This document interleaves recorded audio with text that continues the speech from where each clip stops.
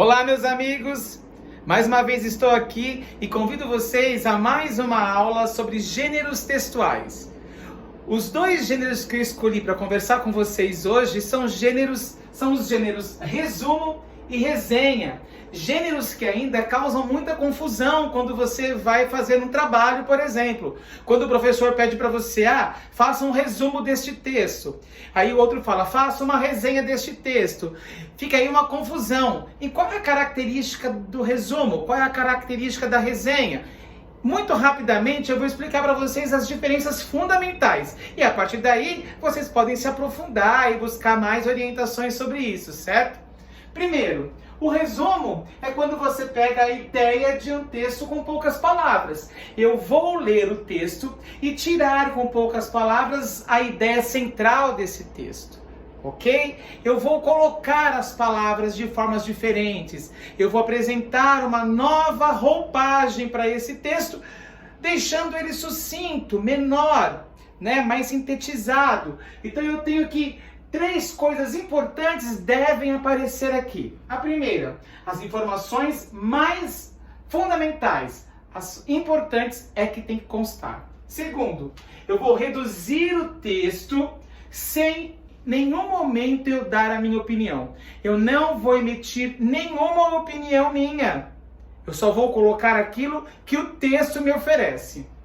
E terceiro, a linguagem que eu utilizo para fazer o resumo é uma linguagem breve e uma linguagem simples, pessoal. Então ela é mais direta, porque na verdade o resumo é como se fosse um meio que eu tenho de contar as coisas com simplicidade, sem ter muitos detalhes, sem ter muitas informações mais complexas.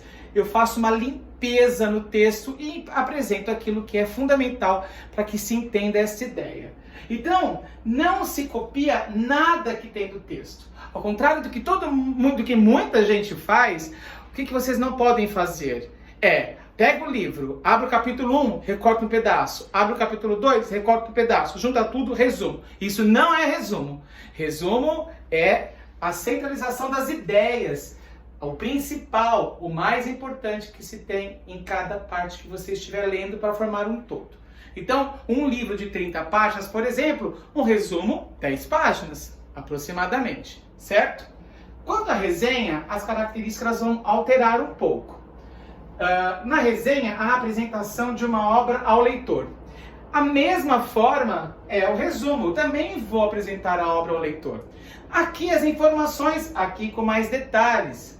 Outra coisa, pode conter informações e opiniões. Você pode retirar informações do próprio texto. Você pode pegar pedaços da obra e de repente fazer um comentário sobre ela, opinar sobre ela, coisa que aqui você não pode fazer. A linguagem, ela pode ser formal ou informal. Por que isso? Se o texto for mais informalizado, eu vou seguir o padrão do texto. Mas se o texto for formalizado, eu preciso seguir este padrão. Então, diferente daqui, que eu utilizo uma linguagem simples, breve e prática, aqui eu utilizo a linguagem que o texto me oferece. Se é uma linguagem mais complexa, mais formal, continuo na formalidade. Se é menos formal, continuo na informalidade.